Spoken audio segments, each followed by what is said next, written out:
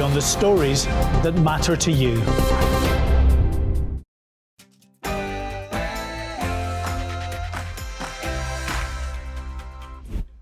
Hello and welcome to the highlights programme of The Real Me, a set of interviews I decided to do to show you the person behind the politician, the person behind all the sound bites and the spin. We've done some incredible interviews. I've enjoyed every single one. There have been tears, there have been revelations, and there's been laughter too.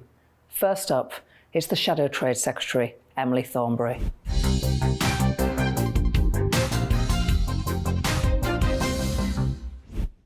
And then when I was about to turn 16, I had a massive row with my mum. I'd had many rows with my mum before then, but this was the massive row. And so she chucked me out. So I went to live with my dad in London, and he was living at that point in Hammersmith. So I lived with him. And then when I was 17, I went to school up in Shepherd's Bush. And when I was 17, Dad went to New York for the weekend, and he didn't come back because he'd got a job with the United Nations.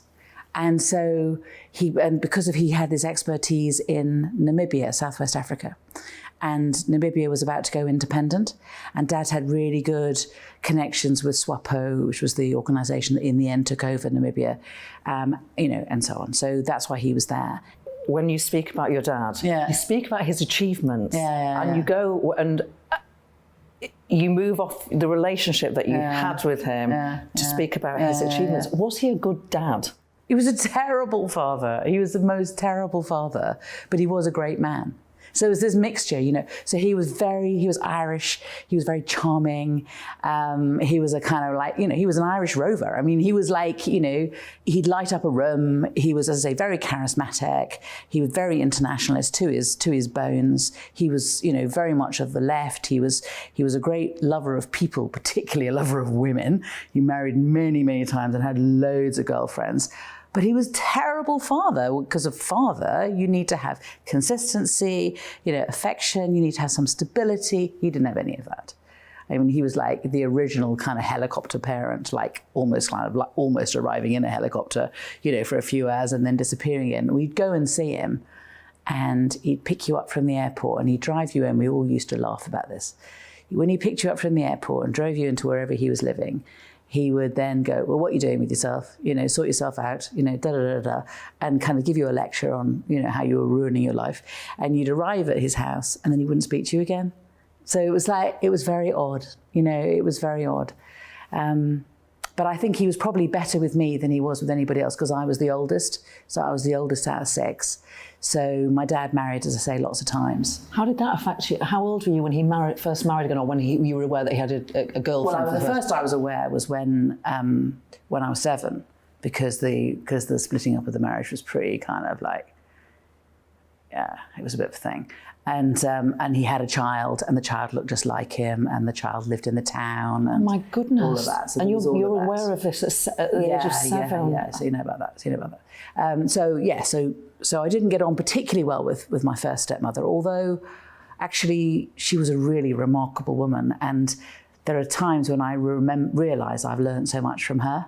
In fact, I met a variety of different women through my father and through my father's various marriages that I would never have anything to do with. I learned about, and their different perspectives on life and so on. But I also felt kind of quite sad for my dad, who was just like a great romantic. And every time, he'd fall in love again, and this was the time, and this was going to be happiness, and this time it would work. And it never did, And then, and he never managed to keep any long-term bonds with anybody, really. I mean, he did with me, because I was his oldest child. But, Peter, his son who lived in Norway, wouldn't speak to him. My brothers wouldn't speak to him. I've got 2 half-sisters in France who just like... Is your dad still with us? No. So that was the other sad thing, really, was that So he'd been in Bosnia. He'd been peacekeeping in Bosnia. And he was like on this little island off the coast of Croatia, miles and miles and miles away from anywhere. And at the tender mercies of this particular woman, and started to get dementia. When was this? So this was... So it was really, you know, for somebody who'd like burnt all your bridges, do you know what I mean? After the pursuit of love, you know, this is the one. And she definitely wasn't the one. She definitely wasn't the one. And I remember saying to him, I'm really worried about your dad. You know, I think we need to make some long-term plans. And she looked me in the eyes and said, I will always look after him. Well, a year later, he arrives in Heathrow in a wheelchair saying, I have dementia, Emily, look after me. You know, and his bank account has largely been emptied and all of this. You know, so this is what happens. And nobody wanted to have anything to do with him. But he was my dad. And my brother Jim, who's a really good soul, actually, I mean, I had a general election coming up. I had, you know, all sorts of stuff going on with my family, you know, A-levels and O-levels, GCSEs and Lord knows what going on with my family. So I was really, really busy. So Jim found an old people's home for him to move into. And then I did the visiting. So I would go and see him. And actually, over the next few years, he had this thing called Lewy bodies dementia, which is a type of Parkinson's. Normally people get Parkinson's and then they get Lewy bodies. And Lewy bodies is horrible. All dementia is horrible, but this is a really horrible form of dementia. You get these visions, and he would get visions about children, which is ironic, and children in need and children desperate. And he would get really upset. And he would say, the children, which is quite hard. And there was nothing could be done about it. You couldn't give any of the anti-dementia drugs that you can give to people who have other types of dementia. So he had to live with all of this. And it came in waves. And he would say to me, it's a bit like being in the sea, Emily. Sometimes I'm swimming and then sometimes I'm drowning. And I'd make sure that I saw him in the morning because he was more compos mentis in the morning, and by the afternoon he was sort of losing it. And I started off really, really resenting this. You know, because he'd left me when I was 7. He'd left me when I was 17. There were children all over the world, quite frankly, whose belief in themselves was not what it should be, quite often, because of the behaviour of their dad. And he had been completely irresponsible and totally selfish, but I still loved him, and he was there by himself. And I forgave him. And for me, it came like a blessing, you know, because there's an awful lot of energy used up in anger, yeah? Or, I mean, like, that's who he was. And actually, I learned so much from having a dad like that. A lot of negative stuff, but actually, I am who I am, you know, and I'm a mixture of my mum, and I'm a mixture of my dad, and I'm a mixture of my experiences from my childhood, and it's all right. And when he died, I was there during the day before he died, and as I said, he was Irish, and he was lying on his bed, and I was stroking his hair, and I was singing these Irish songs to him. And then he went to sleep, and then I went home, and then I got a call saying that he'd died. But he died in the way that he would ever want to die. He was in bed. He was a great favourite in the home. He used to think that he was back in the United Nations because everybody working in the home came from all over the world, right? So he used to think that this was the Philippines representative. It was very funny. Anyway, and he was in this bed, and there were 7 women, I was told, sitting around his bed from all over the world, weeping as he died. That was the way he'd want to go. Emily Thornberry there on her personal journey. Next up, it's one of my favourites. It is Johnny Mercer, the Conservative MP for Plymouth Moorview, the former Veterans Minister.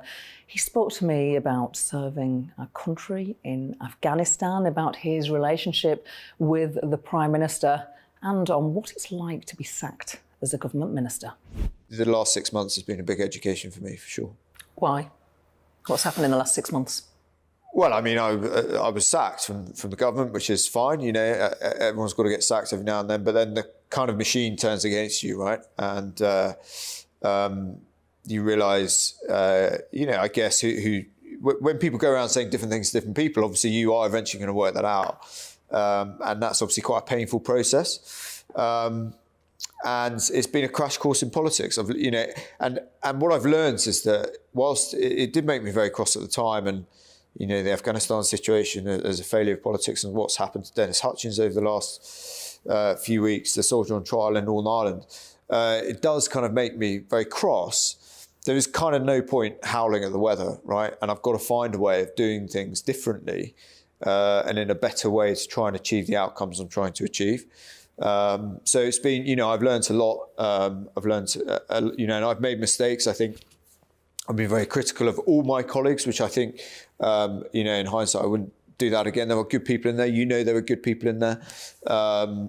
But there's no doubt about it that, there are serious problems in the quality of our politics at the moment. And I think that, the public will only really put up with it for so long.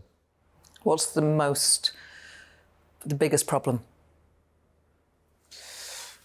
I mean, it's a broad field. I think, one of the things I found very difficult is this idea of teamwork, how teamwork. So I'm not really seen as a team player in politics, right? Which is absolutely bizarre if you look at my background, right? So the idea of being a team player, or teamwork, if you like, is totally different in political parties as it is to, for example, in my background, where you couldn't survive if you weren't a decent team player.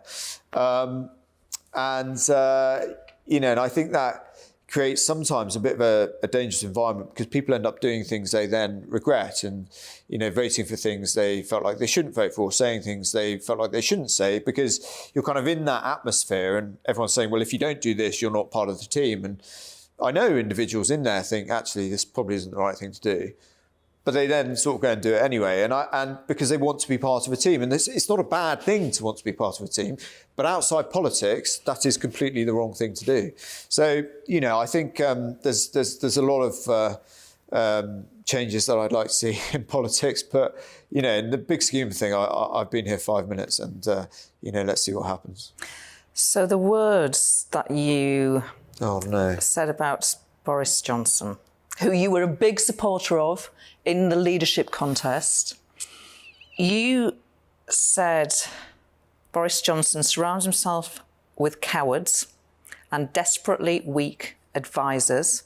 It's difficult when you're in this for a cause like I am, okay? So I'm not here because I like being a politician. I'm not here because I like the stage and I really want to progress in politics. I'm here for a cause, right?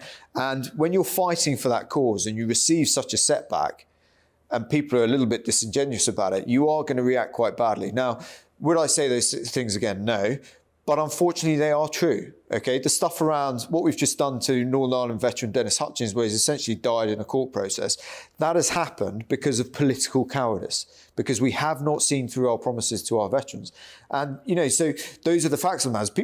People can, be uncomfortable with that, but that's the reality of it. If we committed to that, like we committed to Brexit, for example, or the European Football League, or the Green Agenda, okay, these veterans would see out their days in peace, and we'd actually, be on our way to being the best country in the world to be a veteran.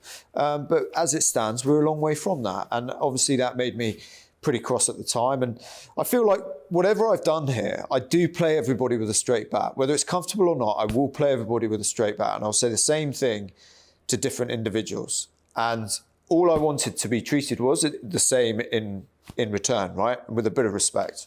Some individuals thought they could get away with not doing that.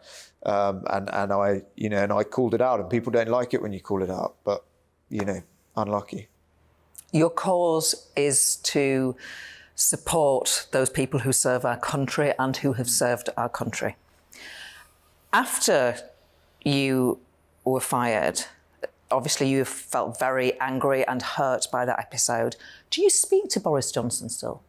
No, I have no relationship with Boris. I mean, I wrote to him about the Northern Ireland thing because I felt like when the government produced its solution to Northern Ireland, which I think is a bit crass, a bit ham-fisted, and it's going to upset a lot of people, there's better ways of doing it. I thought I kind of owed it to the Prime Minister to write what he should be doing and, who he should speak to, the police and people families, groups who've worked in this for a long time. There is a path through without just drawing a line and cutting off pathways to access for people whose kids were murdered by the IRA. That is a big step to take, but that is what the government proposals are. And I thought I owed it to him to write to him what they are. So I wrote him a letter, but, he doesn't even bother to respond. So, I have no relationship with the Prime Minister, which is sad. And, and I feel, I'm going through that phase where I advocated for him very strongly because I thought the things that I cared about were going to happen, and that he was my best chance of that stuff happening. And, you know, obviously now I feel like a bit of an idiot, but I've just got to wear that out. You know, that is politics.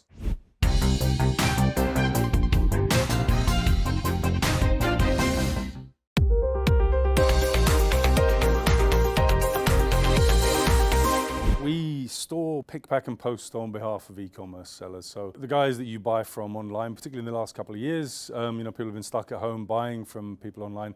We actually ship that stuff out. So if you make stuff in your garden shed and sell it online, Hubu can take care of all the logistics, all the packaging, all the difficult stuff that really stops businesses from growing. We can. We're unique in doing it for a much broader range of clients. They've always been fulfillment companies, which is what a company like ours is called. But they've tended to work with big clients, clients that have relatively few items and that ship them in huge volumes. We work with clients of all sizes, complex clients, you know, clients that sell secondhand or vintage, small clients, people that do sell from their bedroom, so a really broad range. Tell us about the physical side of the business. It looks unlike a traditional warehouse, so we really revolutionised the way the warehouse floor works. There are some fundamental problems with warehousing, the biggest one being that it makes people miserable. It has them walking miles and miles every day. The micro warehouse collapses the business into a smaller warehouse that is run by a single individual. So that might be a picker or a packer. For us, they manage the whole thing, more like a retail unit, all of the inbound, all of the outbound, the picking, the packing, the posting. And crucially, they engage with the client as well. So they get that feedback loop that lets them know they're doing a wonderful job or helps them if they're not. How about your East End background? Does that help? It's made me tenacious and hardworking, but it's also made me very concerned that the people that work for us should be treated properly and paid properly. We work really hard. Because you know what it's like at the sharp end. Yeah, exactly. It's just got sharper and sharper over the last 10 or 15 years. Those kinds of jobs, the wages haven't increased. Meanwhile, the cost of rent these days is ridiculous. It's really difficult for people to make ends meet that are doing those kinds of jobs.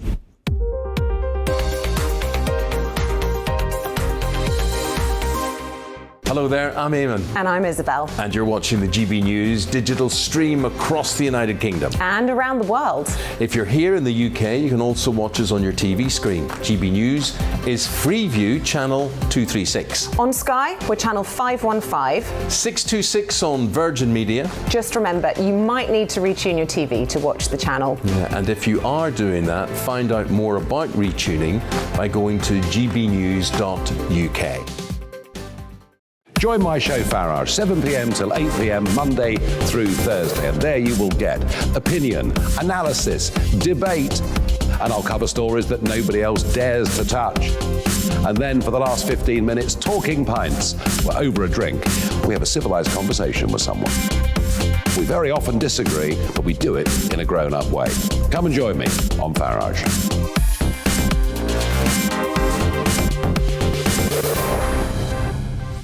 I'm Dan Wootton. Join me Monday to Thursday from 9 to 11 for the feistiest and most fun news debate on TV, where free speech reigns. I'll bring you a sharp take on the day's biggest stories, bombshell newsmaker interviews, and A-list guests.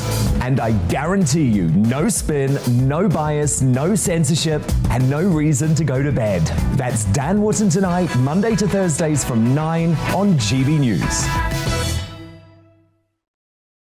Hello there, I'm Eamon Holmes. And I'm Isabel Webster. And we hope you can join us for Breakfast with Eamon. And Isabel. You make me laugh out loud, belly laugh. Is that important first thing in the morning? Yeah, absolutely. And there's me trying to be deadly serious. News is a serious business. Yeah, I have to rein you in sometimes. Well, it doesn't stop us laughing at it. It doesn't stop us having an opinion on what's going on. Yeah. And it certainly will not stop us reflecting what you think. Weekdays from 6 to 9:30 on GB News.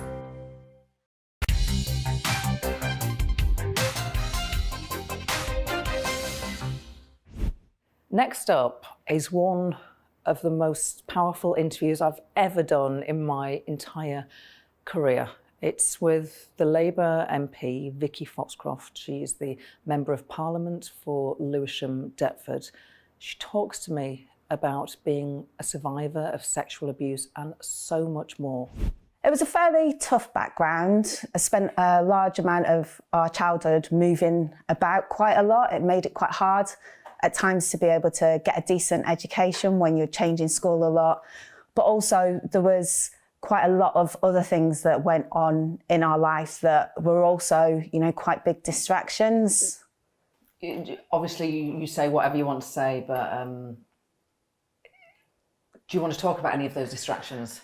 So my mum suffered a lot of domestic abuse when we were younger, and that's part of the reasons why we had to move about, you know, so much. And I kind of, as you get older, you think and you reflect on these things, and sometimes when you're younger, you're quite angry because you think, oh, well, why is this happening in my life? You know, why on my 8-year-old birthday am I getting a pair of school shoes and I'm not getting a tub of hair gel, which I really want?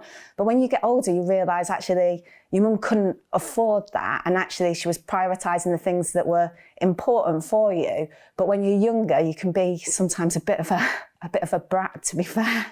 Is your mum okay with you talking about her the domestic abuse that she's... Yeah, I spoke to my mum beforehand, and in fact, it was a few years ago when I spoke to her and I said, I'm so sorry, Mum.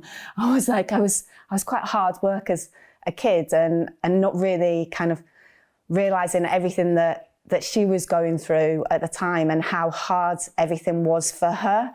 So yeah, she's okay. Okay. That must have been a tough time, obviously, for your mum, but it affects children as well who are witnessing their mums being subject to abuse, violence, whatever it was. Do you still have scars from that? Yeah, very much so. And it's, you know, sometimes domestic abuse is unfortunately also with, sexual abuse. And, you know, sometimes so me and my sister were subject to that when we were younger.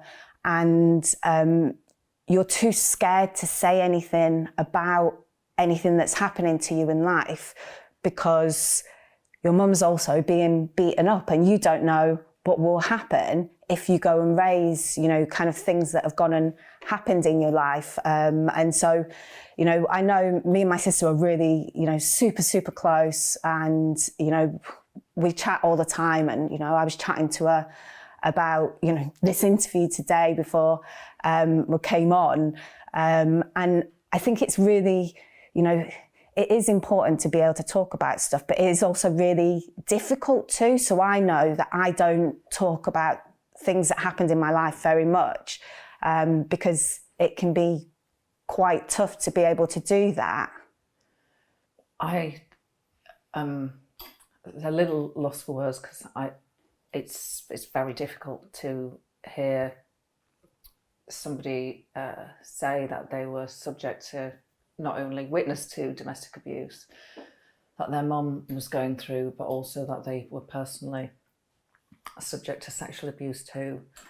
That is a lot to deal with as a child. Do you think it's important to talk about it because it will give comfort to other people? Because it's a big thing to say.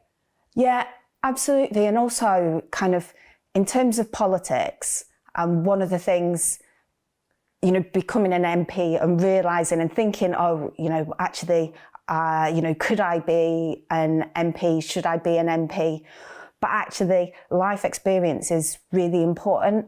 And actually, there will be a lot of young people out there who should think that they should be an MP, because actually what they've got to offer, you know, is really important. And it's not always having to talk about the experiences, but it is about seeking to change, you know, the laws, seeking to make sure that, you know, domestic abuse refuges are properly funded, you know, seeking support that when kids have gone and had, you know, that real trauma in their life, that they're actually supported, you know, in the future.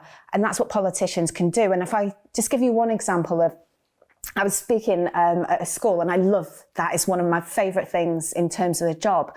And I talked about, you know, moving about all of the time and being in temporary accommodation. And this kid came to me afterwards and she said, I am just like you. She's like, I'm going to go and be an MP in the future. And that is, you know, so powerful that by talking about stuff, you can make kids that might be in the classroom feeling like they're the ones that aren't going to go on and do stuff in the future. And then they've got somebody who's exactly like them and is an MP, and then being being able to believe in themselves in the future and know that they can make a difference. I don't want to go into any detail that makes you feel uncomfortable, so just say whatever you feel able to say. I don't know this. I'm guessing there was a particular man who abused you when you were I don't know how old you were when this happened. Did anything happen to that man? Yeah, so, well, yes and no. So he's dead now, and he had quite a brutal, death. And I have to say, we got interviewed by the police because of this, because we're obviously an interested party. I felt really bad because I was so happy he died. And I don't often feel like that in my life, but I was like, he's had a pretty brutal death, and and it makes me feel guilty that I feel happy about that. But when we were younger and everything was reported to the police, we got taken to a safe house. Your mum? Yeah, and my sister. Me and my sister were separated from each other, and it was awful, but they had to separate us. But, for my sister, she really didn't understand it. She thought that I was, kind of abandoning her, but she'd not seen me outside the room, shouting and screaming, trying to get in the room. But we gave all of this information and nothing went and happened. How old were you? 12, 13. 12, and your sister was? 11. Oh. Yeah. And so nothing went and happened in terms of that stuff. So that stays with you because you're like, we told the police about this, eventually, after quite a long time, this stuff's there and they know it, and then they don't do anything with it. So you were sexually abused by a man. You told the police you were when you were a child, obviously. You reported it to the police. You had to leave your home and go, and your mum, your sister and you had to move into a safe house. No, so we were in a safe house while the police were interviewing us. What's a safe house? So you kind of, I was very young at the time, but you kind of go into like a police house and they separate you all off and they do different interviews with you at different times to make sure that nobody's encouraging somebody to say something. Obviously my mum had suffered domestic abuse from him, so it's whether or not you can be seen that the kids are, saying something that isn't true. So we'd said everything, but then nothing happened with it because, you're saying this stuff's been going on for years and, Nothing happened? Nothing happened, no. And then afterwards, we didn't have anywhere to live. So we then had to move about. Because it was his house? Yeah. Which I think is one of the reasons why my mum stayed with him until that point, was to keep a roof over our heads. You can understand that. She's thinking, oh, I'm just being beaten. He did hit me once or twice, but, you're thinking, oh, at least they've got a roof over their heads. And then afterwards we were, it's actually some really kind people, but they let us stay in their caravan outside their house in Rawtenstall. Where's Rawtenstall? In Lancashire, Rosendale. Yeah. Yeah, so up north. So you lived in a caravan for a bit? Yeah, yeah. How was that? It was all right. We were glad to be away from him and everything that was happening there, and then we did end out in a housing association place. It was fine. It's funny at times how you can be grateful for some stuff, like having a caravan and somewhere to live, and me, my mum and my sister were all together. So we were obviously worried when we were being interviewed of the police, because they said if your mum goes back with him, then you're taken into care. So I was very grateful that the three of us were all together. So you said you moved around a lot during your, were you always in Lancashire? Yeah, kind of, yeah, pretty much. Did you have to were you always at the same school? No. So I went to a number of primary schools and 3 different high schools. How did you do at school? I did terribly. So I didn't get any A's to C's in my GCSEs. But I did go to college and I studied BTEC Performing Arts and I did English at night school, and completely unsurprisingly to most people that would know me, I went on to university to study drama and business. I'm not being very articulate because I'm trying to digest what you've told me, which is, and trying to think of all the implications for you of speaking out and just wanting you to be comfortable that you've spoken out about this for the first time. Yeah, and I have to say, I think that my mum has done such a fantastic job and had such a tough time. And this is the reason why, you know, people need to be knowing that they can get more support, you know, when they're going through stuff like that, and not having to make some of the really, you know, hard decisions that my mum had to make at different times to make sure that we had a roof over our heads and food in our bellies. Vicky Foxcroft there, thank you so much for speaking to me. Next up, it's a real live wire, the new MP for Stockton South, Matt Vickers. I might give that a Tinder thing a go like Michael Gove, but we'll see. Really? Are you on, seriously, have you thought about doing the dating apps? I haven't. I don't know how well they go down in the patch. You never quite know what you're going to get, as Michael learned. But we'll see. We'll see where I come out. Not lonely? No, I've a cracking group of friends in Parliament and back home. The friends in Parliament share all the challenges that we have as MPs. The friends back at home in the pub bring me back down to earth and make sure I'm well aware of what's going on the streets of Stockton. So, no, I'm very happy. You have had proper jobs. You've worked in retail before, during and after university. Just tell us a little bit about the stores you've worked in. So I loved working in retail. The thing about retail is it's always like this job, isn't it? You sell things instead of ideas. You get to meet all sorts of people. And the same with it when we knock doors. Before you start knocking doors, you think there's going to be average people or normal people behind the door. There are so many characters out there, so many amazing people. In this job, I have the pleasure of meeting them. And in that job, I also had the pleasure of not knowing who was going to walk through the door next. I remember actually, I did a bit of a job at Big W, and it was about picking. Big W was the Kingfisher all under one roof. It was a big Woolworths. Right. It had lines from all the Kingfisher group. And I remember it was about, there's a home for everything. So you know what you want to buy and you think, who would ever buy that? And I remember we used to get these promotional items in. So my job was the promotions gig, looking at what items we're going to sell and which ones we're going to sell the fastest. And you got to talk to the buyer direct. This was while I was at uni. I remember one day putting these things out and they were god awful. It was these like crystal vasey things that you put pot poo in. I was like, who the hell's going to buy that? And I remember going out that day, I was like, this is going to be a tough gig, lads, but we've got to shift these. I remember getting home that night and my mum had bought one. I was like, there's a home for everything. Everybody wants something different. And as a retailer, you get to see that firsthand. You get to see people's aspirations, what they want to buy, what's valuable to them. And I loved it. There's lots of campaigns, though, about shop workers being abused, treated with disrespect. Did you ever encounter or witness the tough side of retail? I think you saw it every day, but you know what? We never saw it then like the people who see it now are seeing it. I saw the gritty side of it when I was there, but now it's worse than ever.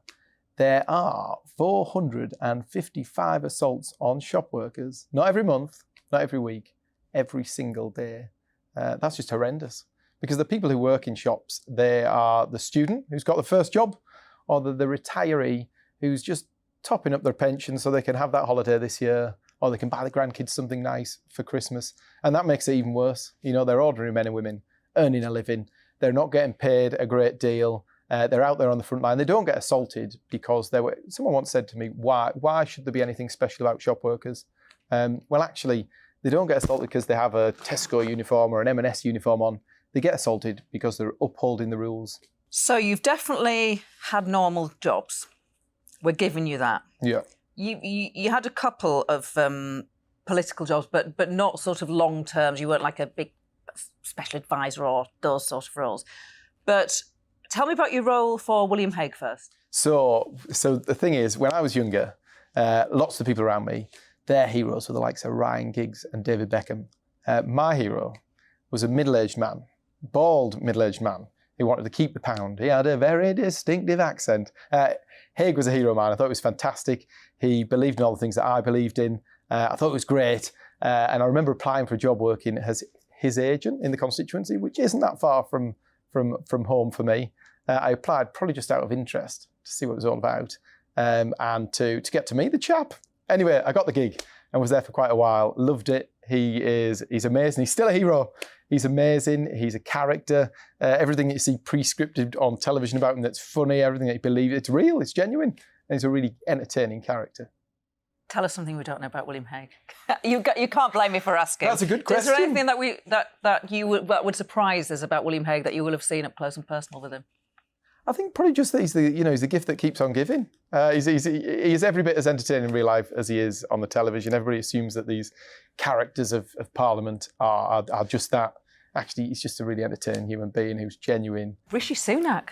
You had a bit of experience with Rishi Sunak as well. Tell us about that experience. So when William left, we then had to select William's predecessor. And I remember at the time, it was quite, everybody talked about, how are we ever going to find another William? Because he is a star. How are we ever going to find another William? And the debate went on. These people come in for interview and everybody's thinking there's not one there. Where is he? He's not there. Who are we going to replace him with? Rishi, though, we found him and he was shining like a star from the beginning. He's just got it, hasn't he? He's got that energy. He's got that empathy. He understands people. Fantastic guy. Anything that you can tell us about Rishi that we might not know? Something that surprises people who've never met him in person. Small. That's exactly what I was going to say. He's pretty short, isn't he? He's not a very tall guy, but he makes up for it in character and gravitas. But yeah, he's pretty short, and he's a big fan of chocolate chip cookies, Maryland cookies, all the way. Maryland, not even the posh stuff. Not even the posh stuff. Just a Maryland. Regular guy, cookie muncher. You've been watching the briefing highlights show of The Real Me with me, Gloria De Piero.